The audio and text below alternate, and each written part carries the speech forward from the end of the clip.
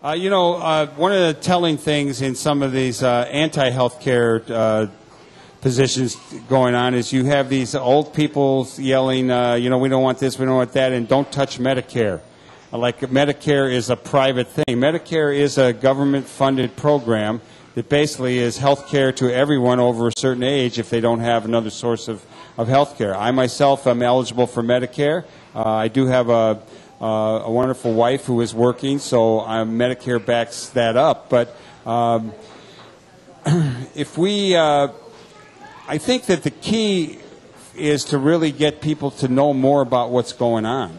This is happening so fast. I confessed to you the other day that I didn't know what single payer meant a year ago. I remember, though, in the early 60s, and when I was a student at up to the north here at Lake Forest College, one of the things in the Christian ethics class that we talked about was socialized medicine. And that everyone was bad-mouthing England because they had some kind of socialized program. They didn't talk about Canada yet, but this thing has been going on a long time, and the health of the country is clearly in a less positive place. Whether it's people's weights, whether it's cancer, it's a real crisis, and it's sucking the money out of our system in many ways. So we need to address this. There's absolutely a need for this, but I want to say this. The idea that this is going to become socialized medicine is just so far from what the truth is. I understand. In terms of what the Obama plan is. It's just not even remotely true. Almost no country in the world has the plan that the United Kingdom, Britain has.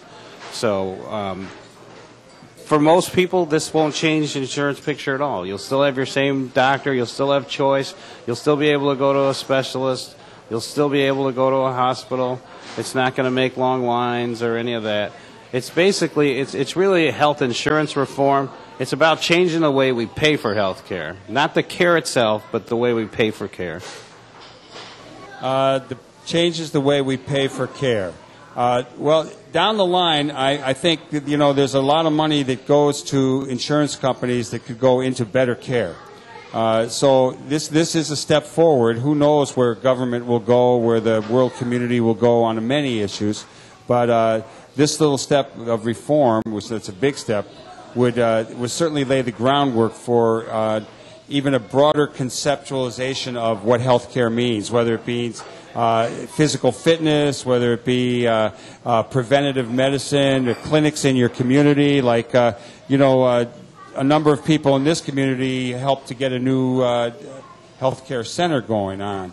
And I don't know how many of those exist around the country, if there are people taking those kind of initiatives, but clearly it's on our agenda. Yes, it is. One of the important things you said was talking about the administrative costs at the very beginning. And people talk about how much the insurance companies are making. The average insurance company markup is approximately 30%. The average administrative cost for Medicaid, Medicare, 3%.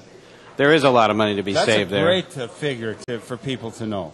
The administrative cost for the insurance companies is 30%. The administrative cost for Medicare is 3%.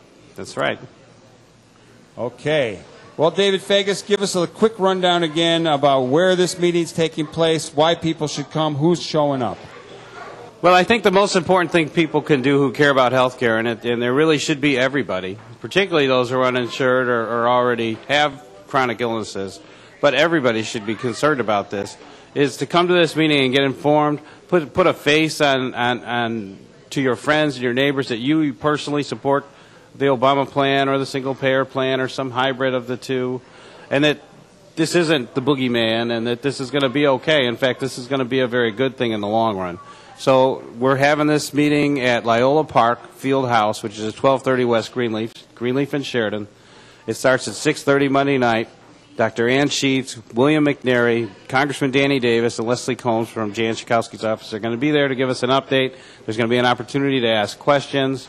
And I think that by the time this meeting is over, if you've been there, you'll be much more informed on this issue, and you can become not only someone who cares about health care, but an advocate for health care. Well, that's what we want. We hope for a lot of people who are not sure what's going on will hear from people who come to this meeting, because one of the things that will come out of this meeting is a better educated public right here in our own community, and they can spread that word and advance the cause. Yes, they can. David Fagus, 49th Ward Democratic Party Committeeman, thanks so much for coming on live from the Heartland. I'll see you a little bit later. Thank you, Michael. It's always a pleasure to be here. Big round of applause.